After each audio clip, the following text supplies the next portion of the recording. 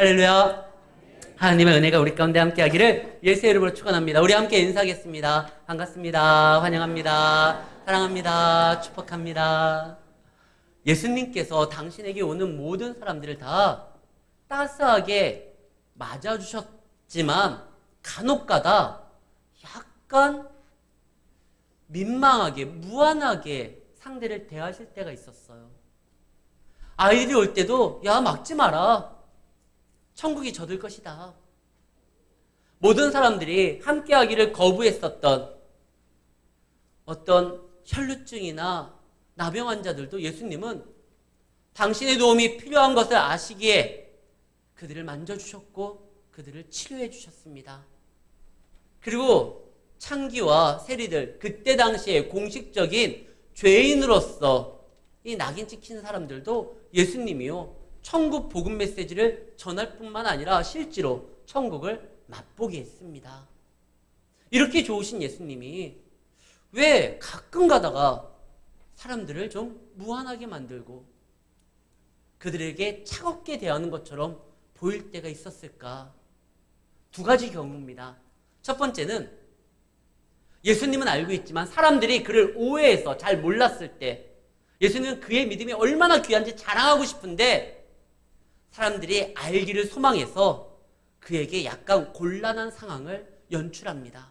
그럼에도 불구하고 그가 믿음으로 고백하고 하나님 안에서 흔들리지 아니하는 그런 주님만을 바라보는 모습을 보였을 때 그때 그의 믿음이 크다고, 너희들이 가는 곳마다 이 믿음이 증거돼야 된다고 얘기해 줄 때가 있었어요. 대표적인 인물이 수로보니게 여인이에요.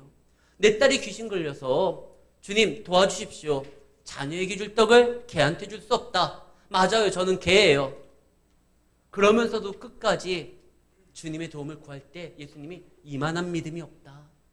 이 믿음을 알려주고 싶었어요.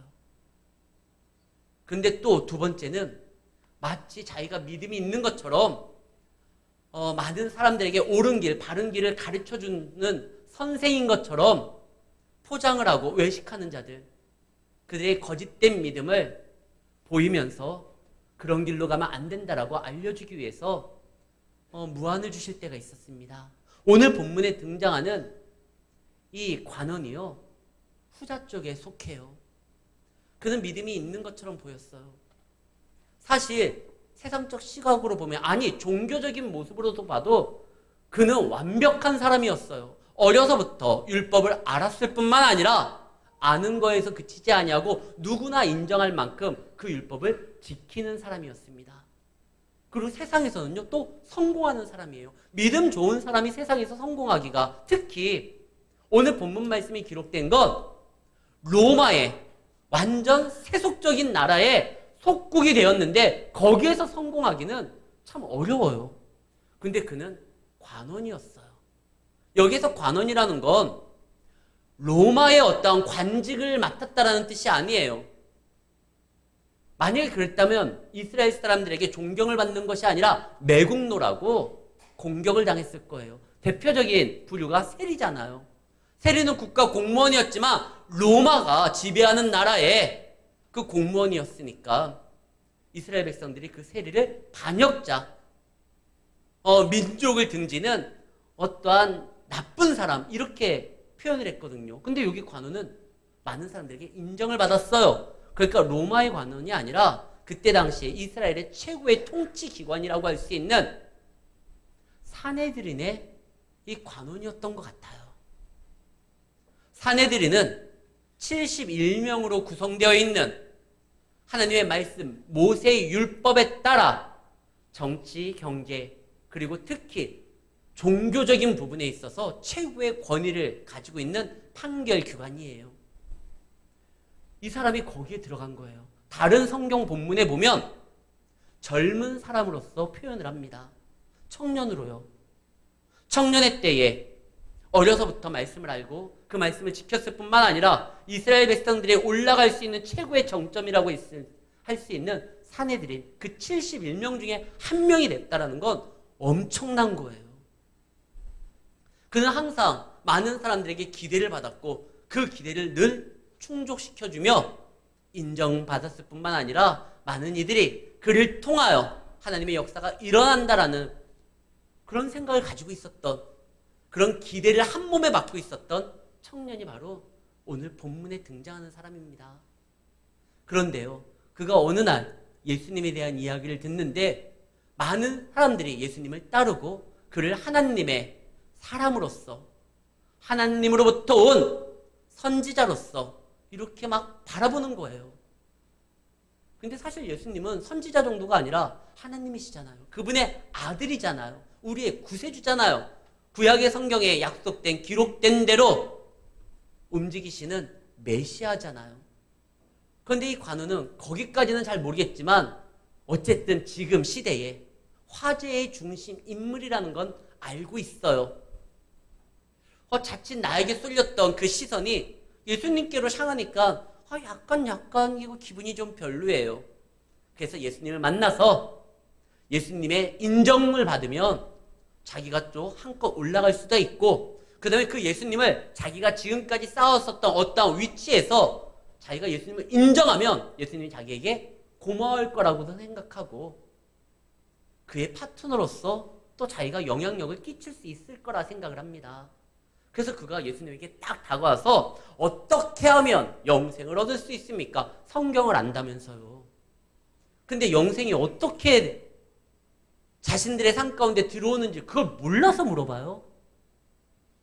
그는 몰라서 물어보는 것이 아니라 예수님과 대화를 좀 나누고 예수님의 관심을 끌고 많은 사람들의 시선을 자기께로 돌리기를 원하는 거예요. 그러면서 선한 선생님이요, 예수님은 또 인정을 하고 있거든요. 내가 보기에 당신은 선한 선생님, 내가 인정하면 다른 사람들도 이제 뭐라고 못할 겁니다. 이런 자리 위치에서 예수님에게 접근했어요. 그러니까 예수님이 그 말에 좀 긁히신 것 같아요. 19절에 보면 어찌하여 나를 선하다고 하느냐? 아니, 여기서 어디 부분에서 예수님이 갑자기 급발진할 내용이 없잖아요. 우리가 보기엔. 근데 중심을 하는, 이 사람의 어떤 의도와 생각을 하는 주님께서는 이거 위험한 거야. 그래서 어찌하여 나를 선한 선생이라고 하느냐? 네가 뭔데 네 수준에서 나를 판단해서 나를 선하다라고 말을 하느냐? 오직 선하다라고 하실 분은 하나님밖에 없다. 그리고 그분이 인정하는 것이 진짜지 너가 인정하는 것이 아니다. 이 말을 하는 겁니다. 그 사람은 정말 실력자였어요. 나라를 빼앗긴 이스라엘 입장에서 최고의 정점에 오를 수 있는 모든 것을 다 갖추고 있고 존경을 받는 사람이었어요. 아마 천국에 가도요, 시험 보고 천국에 들어갈 수 있다고 하면, 자기가 가지고 있는 실력과 능력으로 천국에 들어갈 수 있다고 하면 1순위로 천국에 갈 수 있는 사람이 이 사람일 거예요. 머리도 똑똑하고 실력도 있고 가진 것도 많은 것 같아요. 젊은 시절에 관원이 될 정도면 자기 실력뿐만 아니라 배경도 좋은 것 같아요. 아버지가 사내들인 공회의 회원이었다가 이 승계를 받은 건지, 집안도 좋고 젊음도 있고 그 다음에 명예도 있고 능력도 있고 한 가지 더 있어요. 나중에 보니까 재물도 많아요. 이게 다 갖춘 거 아니에요?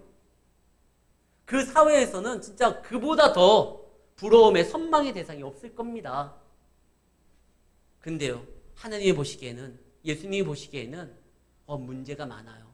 왜? 모든 것을 다 갖췄지만, 그래서 아쉬울 게 없지만 그는요, 하나님을 의지하고 하나님을 바라보는 그 간절함이 없어요. 그래서 예수님이 그거에 대해서 지적하려고 합니다. 네가 판단자 입장이 아니다. 네 수준으로 무엇을 선하다 아니다, 그렇게 이야기할 단계가 아니다. 너는 하나님이 필요한 자다. 영생을 얻고 싶다? 기록되어 있을 때 뭐라고 되어 있느냐? 20절. 네가 계명을 안다고 했지? 그러면 계명대로 살아가면 될 거 아니냐? 간음하지 말라, 살인하지 말라, 도둑질하지 말라, 거짓 증언하지 말라, 내 부모를 공경하라. 그러면 되는 거 아니냐? 그때 이 청년이 또 말을 하죠. 여짜오되 이거 내가 어려서부터 다 지킨 겁니다. 그거 알고 있을 뿐만 아니라 저는 어려서부터 그거 다 지켰습니다. 그때 예수님께서 아니, 한 가지 부족해. 여기서 한 가지 부족한 건 그의 구제가, 그가 재물을 가지고 어려운 사람들을 도와주지 못해서 그거 부족하니까 재물 팔아서 나눠줘라, 이게 아니에요. 그에게 부족한 게 뭡니까? 하나님을 의지하지 않는 거예요. 하나님을 중심에 두지 않는 거예요. 하나님을 따르지 않는 거예요. 너 한 가지 부족하다. 내 재물을 가난한 사람들이 다 나눠주고 나를 따르라. 자기 신화를 건설한 사람들이 있습니다. 그들은 주님이 자신의 삶 가운데 주인으로서 역사하는 것이 싫어요. 왠지 그러면 내가 사라지는 것처럼 보이니까요. 그는 주님을 믿는다고 하지만 여전히 그 중심의 주인은 자기 자신이에요. 자기는 실력도 있고 능력도 있고 어려서부터 뭐 하나 부족함이 없고, 그리고 했던 모든 일들이 결과도 좋았고, 그래서 현재 내가 이 자리에 있는 거고, 뭐가 부족하지? 그러면서 자기가 이만큼 했다라는 것을 인정받기 위해서 예수님한테 말을 거는 건데, 영생을 어떻게 얻습니까? 안다면서요. 자기도 여짜오다 내가 그거 어려서부터 다 지켰습니다. 그는 예수님의 인정도 더 받고 싶은 거예요. 근데 예수님은 하나님 앞에 인정받는 자, 선함을 이야기할 수 있는 자, 하나님을 의지하는 자입니다. 그러면서 예수님께서 나를 따르라, 다 그걸 버리고 따르라. 예수님께서 당신을 따르는 자를 곤란하게 만들기 위해서, 그동안의 모든 삶을 다 무의미하게 만들기 위해서 그거 정리하고 나를 따르라고 하는 것이 아니에요. 예수님께서는 분명히 약속했어요.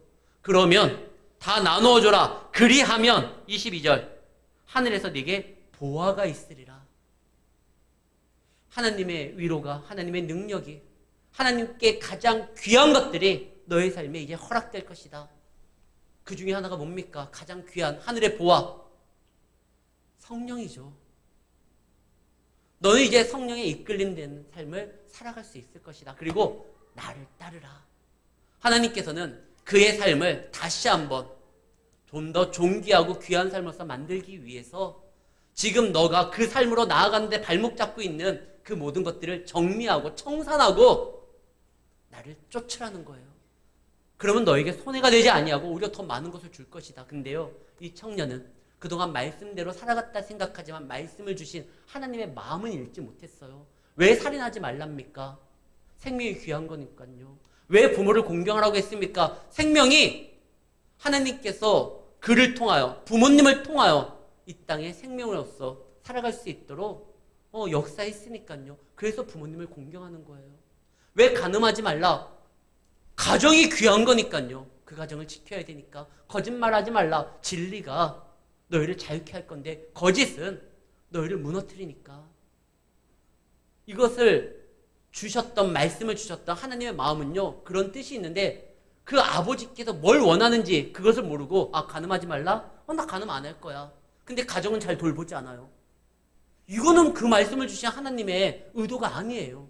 내 부모를 공경하라. 때 되면 찾아뵙고 그 다음에 용돈 드리고 이 정도면 된 거 아닙니까? 아니, 생명이 부모님께로부터 왔으니 부모님을 잘 공경하고 섬기는 건 부모님을 통해서 역사하시는 하나님을 섬기는 것이다. 여러분들 혹시 부모님에게 이게 명절이나 생신 때 찾아갖고 이렇게 선물을 드리거나 용돈을 드릴 때 있잖아요. 드릴 때 그냥 오시면 안 돼요. 반드시 부모님의 축복 기도를 받고 오시는 게 중요해요. 하나님께서 부모에게는요, 축복권을 주셨거든요. 그래서 그걸 받아야 돼요. 내 부모를 공경하라. 부모님을 통하여 내 삶 가운데 채워질 하나님의 은혜가 있고 축복이 있어요. 그래서 부모님을 공경하면서 더욱더 하나님을 바라보는 거예요. 근데 그런 생각은 전혀 없고 그냥 마치 지켜야 돼, 규칙인 것처럼 그는 그렇게 지켰어요. 살인하지 말라고. 아유, 저는 벌레도 못 죽여요. 그러면서 주변에 있는 사람들을 힘들고 어렵게 만들고 괴롭게 만들면 이건 살인하는 거예요. 왜 살인하지 말라? 생명이 귀하니까. 그러니까 네 주변에 있는 사람들이 다 귀하니까 그들에게 잘 대해주라는 것인데, 이 사람은 그런 생각은 전혀 없었던 거예요. 그래서 예수님이, 아니, 너 일단 네가 갖고 있는 너의 신화를 다 무너뜨리고 나를 따르라. 그럼 내가 너 제대로 만들어줄게.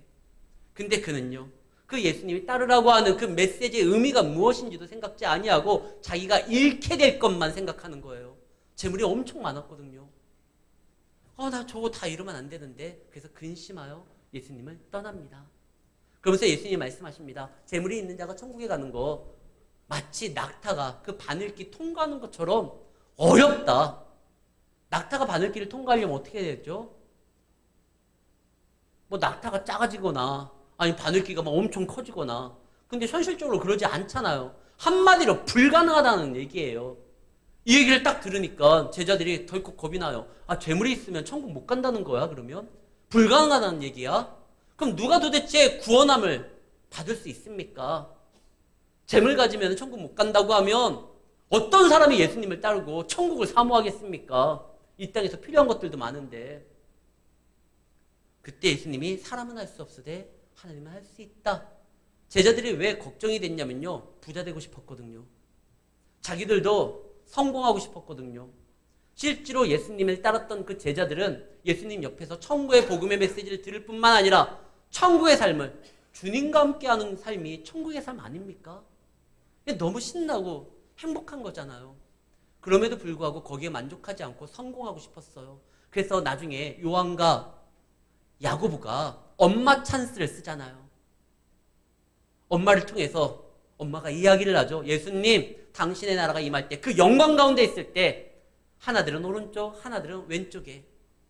그 얘기를 듣던 다른 제자들이 뭐라고 하죠? 어머니 천국에 대해서 오해했나 본데요. 아들 생각하는 마음은 알겠지만 천국을 오해하셨네요. 천국은 그렇게 막 어떠한 우리가 높아져서 권세 있는 위치에서 행동하는 그런 자리가 아니에요, 어머님. 아들 걱정 알겠지만 천국은 그런 곳이 아니니까 오해하지 마시고 대신 우리가 저 요한과 야고보 잘 챙길게요.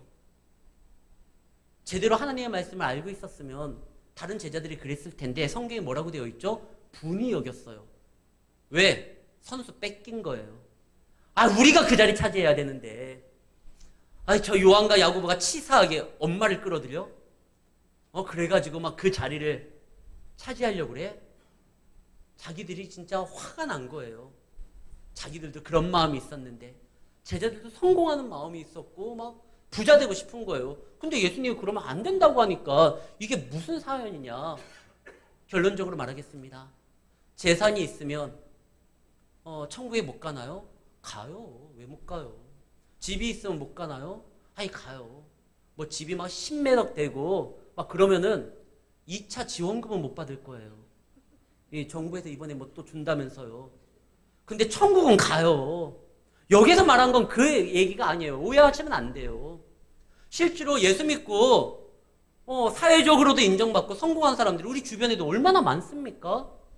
성경에 또 기록된 사람들 중에서 부자 많아. 욥은 얼마나 큰 부자였어요. 다윗은 왕이었잖아요. 예수 믿는 순간 우리는 이제 이 땅에서 더 이상 소망이 없고 진짜 어렵게 살아가야 된다. 이거 아니에요. 결코 그런 얘기가 아니에요. 그 재물을 하나님 말고 자기들이 주님 없어도 어떤 일을 행할 수 있는 의지가 되는, 그래서 나중에는 그 하나님보다 그 의지가 되는 것을 더 집착하는, 그게 문제가 된다는 거예요. 아무리 많은 것을 가졌다 할지라도 언제나 우리의 중심에 하나님이 있고 어떤 문제를 앞에 두고 제일 먼저 내가 하는 행동이 견져서 뽑는 것이 아니라 하나님 앞에 무릎 꿇고 그분의 도움을 구하는 그 자세가 먼저 있으면 우리는요 천국 백성으로서 복받은 사람으로서 살아갈 수 있어요. 그래서 예수님이 말씀하셨잖아요. 복 있는 사람에 대해서 마태복음 5장 뭐라고 합니까? 심령이 가난한 자, 의에 줄이고 목마른 자, 하나님 앞에 갈급한 자, 화평을 이루는 자, 그런 자가 복받는 것이다. 아무리 내가 가진 것이 많고 능력이 있다 손 치더라도 어떤 문제가 있었을 때 그것을 하나님 앞에 구하고 하나님의 뜻이 무엇인지를 살피고 하나님의 뜻 가운데 헤매지 아니하고 그분의 목적대로 움직이려고 하는, 그분을 주인으로 인정하고 행동하는, 그가 복받는다는 거예요. 여리고성까지 무너뜨렸던 이스라엘 백성들에게 걸림이 뭐가 있겠습니까? 가장 강력한 난공불락의 요새였던 여리고도 무너뜨렸던 이스라엘은 이제 거칠 게 없어요. 저 아이성? 저 별거 아니잖아요. 여리고성도 무너뜨렸는데. 근데 그 아이성을 점령할 때 이스라엘 백성들이 집니다. 왜? 이 전쟁은요, 신과 신의 싸움이 아니에요. 이것은 하나님과 하나님을 인정하지 않는 세상과 하나님을 바라보고 하나님을 인정하는 주의 말씀대로 살아가는 주의 백성들의 신앙의 싸움이었던 거예요. 근데 그 하나님을 의지하지 아니하고 바라보지 아니하고 뜻을 구하지도 아니하고 내 생각대로 내가 가진 게 이만큼 많은데 저 아이성 정도는 그러다가 무너진 겁니다. 사랑하는 성도 여러분, 하나님께서 바라는 건 그분을 인정하라는 거예요. 그분을 바라보라는 거예요. 여기에서도 무너진 게 바로 다윗 아닙니까? 다윗이 아무것도 없을 때 뭐 대단한 게 뭐가 있어요? 골리앗은 엄청났지만 다윗은 목동이었어요. 그는 용사였고 어려서부터. 다윗은요 어려서부터 그냥 양치는 사람이었어요. 근데 그가 전쟁이 여호와께 속해 있으면 알렸을 때 주의 이름을 붙들고 나아갔을 때 골리앗이 넘어졌잖아요. 그런데 시간이 지난 다음에 다윗이 어떻게 됩니까? 이젠 더 이상 하나님을 의지하고 바라보지를 않아요. 사울이 자기를 죽이려고 했었을 때 그때 도망갔었을 때 사무엘상 21장 얘기죠. 그때 다윗이 제일 먼저 찾았던 곳이 바로 성소였어요. 그래 다윗이 그래도 믿음이 있으니까 성소에 들어가서 하나님의 도움을 구하나 보다. 아니요. 성소에 들어가서 제사장을 만났는데 그가 구했던 게 뭐죠? 하나님의 도움이 아닙니다. 여기 먹을 것 좀 있습니까? 그 다음에 배가 좀 찬 다음에 그가 다시 구한 게 뭐죠? 여기 무기 될 만한 거 있습니까? 교회에 와가지고요. 무기 될 만한, 세상에서 나아가서 싸우는데 뭔가 먹힐 만한 거 그거 있냐고 물어보는 거예요. 그래서 제사장이 아무것도 없는데 만약에 있다고 하면 네가 그 옛날 엘라 골짜기에서 죽였던 그 골리앗의 칼이 지금 에봇 뒤에 있어. 그거라도 가져가려면 가져갈래? 그때 다윗의 고백이 충격이에요. 이보다 더 좋은 거 없습니다. 다윗이 그렇게 말을 해요. 이게 다윗의 입에서 나올 말이 아니잖아요. 전쟁의 그 참혹한 현장에서도 하나님이 계심을 증거하고 하나님이 나와 함께 하시면 이 전쟁 하나님으로 인하여 승리할 것을 선포하며 전쟁은 여호와께 속했다 고백했던 그 다윗이 시간이 지남에 따라 군대 장관이 되고 자기 수하에 이제 부하들이 있고 통솔하는 위치에 있다가 왕이 자기를 죽이려고 하니까 도망가다가 그 성소에서 제사장에게 뭘 구합니까? 사무엘상 21장에는요 여호와라는 말이 단 한 번도 등장하지 않아요. 거기에서 제사장과 대화를 하고 성소에서 말을 하고 거룩한 거에 대해서 이야기를 하지만 하나님에 대한 이야기하지 않고 그냥 떡 좀 있습니까? 칼이 있습니까?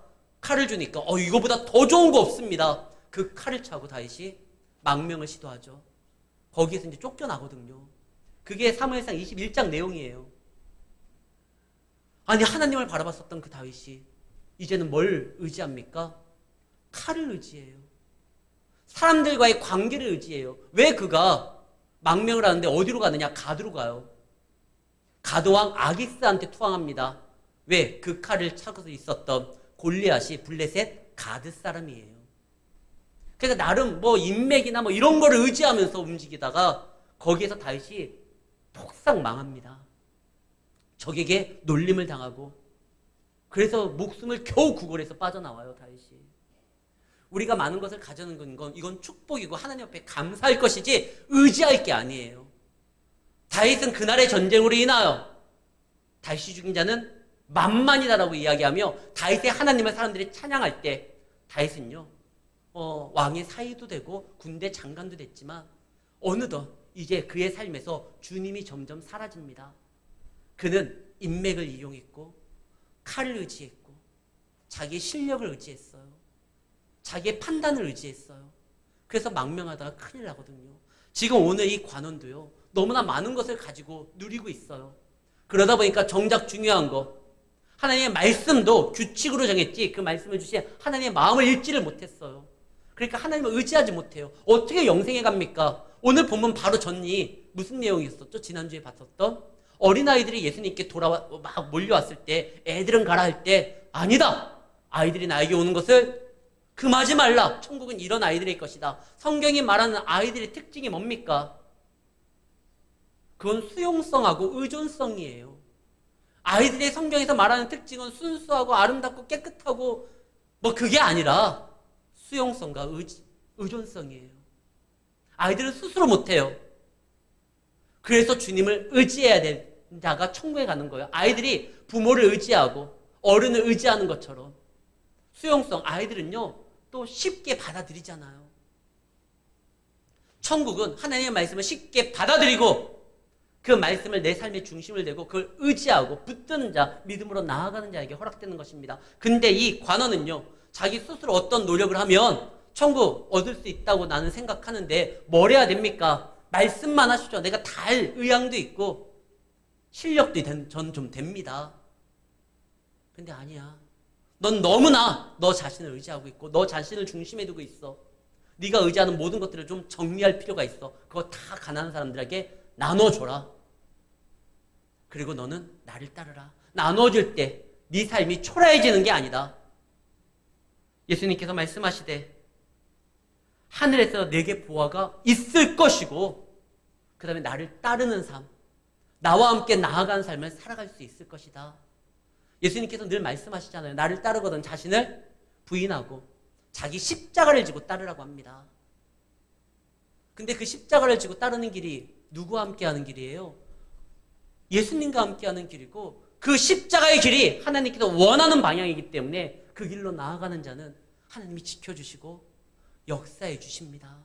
그래서 이게 복된 거예요. 근데 그가 막 근심하고 너무 재물이 많은데 주님으로 인하여 채워질 내 삶보다 내가 손해볼 것들, 사라질 것들 이거 생각하니까 아까워서 돌아가잖아요. 그런데 천국은 돌아가는 곳이 아니라 주님을 의지함으로 정말 낙타가 바늘기에 들어갈 수 없는 불가능한 일이 주님으로 인하여 가능한 길이다. 우리가 보기에 좁은 길이지만 주와 함께 가면 복된 길이고 은혜의 길이고 축복의 길이고 열린 문에 축복이 있는 길이다. 주와 함께 가면 사망의 음침한 골짜기를 다닐지라도 해를 두려워하지 않는 거, 여리고성을 도는 그 가운데 전쟁 중에도 가장 안전한 길이었고 홍해가 있었을 때 그게 갈라지잖아요. 주와 함께하는 길, 이게 정말 복된 길이다. 그러니까 여기서 또 베드로가 나섭니다. 다 버리고 와야지 나를 쫓을 수 있다. 베드로가 말을 하되 28절 베드로가 여짜오되 보옵소서 우리가 우리의 것 다 버리고 주를 쫓았나이다. 왜 안 나서나 했어요. 베드로 항상 보면은 꼭 이렇게 막 뭔가 있을 때 자기를 어필하는 사람이잖아요. 난 베드로가 너무 좋아요. 성경에 다 에녹같이 하나님과 300년 동안 동행하고 노아같이 그 다음에 뭐 모세같이 다니엘같이 요셉같이 이런 사람만 있으면 와 우리 엄청 주눅 들었을 거예요. 야 예수 믿으려면 다니엘 정도는 돼야 되는구나. 에녹 정도는 되는구나. 근데 보니까 베드로는 정말 입체적인 캐릭터 같아요. 너무 호감이 돼요. 늘 실수투성이고 말썽부리고 뭐 분위기 파악 제대로 못하고 지금 이 말할 단계가 아니거든요. 우리는 다 따랐습니다. 다 버렸습니다. 그런 실수 많은 베드로도 예수님이 다 그냥 인정해주고 또 품어줘가지고 어떻게 됩니까? 교회의 기둥으로도 만들어주잖아요. 근데 예수님 앞에 지금 베드로가 저 다 버렸습니다. 우리는 진짜 예수님 따르는 우리는 다 버리고 왔습니다. 베드로가 왜 다 버렸을까요? 버리기 쉬웠거든요. 사실 베드로가 가지고 있는 거와 이 부자 청년이 가지고 그리고 살아갔었던 그 수준 자체가 달라요. 베드로는 금을 버렸어요. 근데 이 사람은요. 관원으로서의 그 지위도 버려야 되고 많은 재물도 버려야 되고 명성도 버려야 되고 자기가 추구했던 방향도 버려야 돼요. 근데 베드로는 사실 뭐 주목받는 인생도 아니었고 상대적으로 버리기 쉬웠어요. 근데 아니 그래도 베드로가 그 금을 버리는 게 쉬운 겁니까? 삶을 정리해야 되는 건데 맞아요. 쉽진 않아요. 부자 청년보다 나름 버리기가 좀 쉬운 단계에 있었다 할지라도 아마 베드로도 이 부자 청년처럼 이 위치에 있었으면 버리기 힘들었을 거예요. 근데 그럼에도 불구하고 예수님이 그 베드로의 결단이 귀하다는 것을 인정해 줍니다. 그래, 너희는 그렇게 버렸지. 너희들이 하는 이 모습이 분명히 하나님께서 인정함으로 인하여 이 땅에서도 여러 배로 받을 것이고 내세에서도 천국을 소유하게 될 것이다. 그러면서 말씀합니다. 30절 현세에 여러 배를 받고 내세에 영생을 받지 못할 자가 없다. 그렇게 살아가는 자가. 근데 그 앞에 말씀이 우리로 하여금 조금 부담돼요. 그 앞에 뭐라고 하냐면 하나님 나라를 위하여 집이나 아내나 형제나 부모나 자녀를 버린 자는, 그럼 주님을 따르려면 이거 다 버려야 됩니까? 내 형제를, 내 자매를. 여기에서 말하는 것은 주를 위하여 그것을 버리고 더 이상 거기에 대해서 책임지지 말라, 이게 아니에요. 성경 언제나 말합니다. 내 부모를 공경하라. 이게 약속 있는 첫 계명. 내 형제를 사랑하라. 예수님이 우리에게 이야기할 때도 우리가 내가 곧 너희의 형제니. 예수님은 형제에 대해서, 부모님에 대해서, 가정에 대해서 굉장히 귀하게 여기고 거기에 대해서 책임지라고 합니다. 실제로 베드로는 다 버렸다고 했지만 나중에 보면 사도 바울이 독신으로 살다가 이런 말을 쓴 적이 있어요. 교회에다가. 나도 게바처럼, 베드로처럼 아내와 함께 복음 증거하는데 같이 다닐 그 권리가 없는 줄을 아느냐. 베드로는요, 후에 예수님이 부활하신 후에 복음을 증거할 때요, 그 와이프와 함께 복음 사역을 감당했어요. 근데 여기서 왜 버렸다라고 하느냐?